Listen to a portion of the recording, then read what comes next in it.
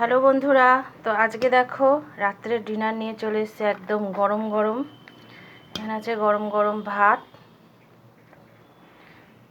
আমার প্রিয় খাবার হচ্ছে আজকে, আমি ভীষণ ভালো খাই।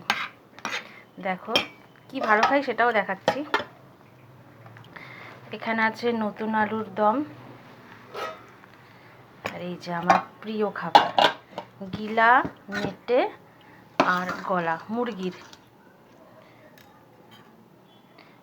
গিলা মেটে আর গলা।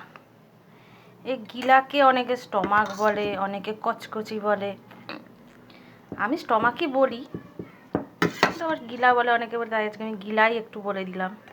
আচ্ছা, তা এইটা হচ্ছে আজকে আমার রাত্রের ডিনার।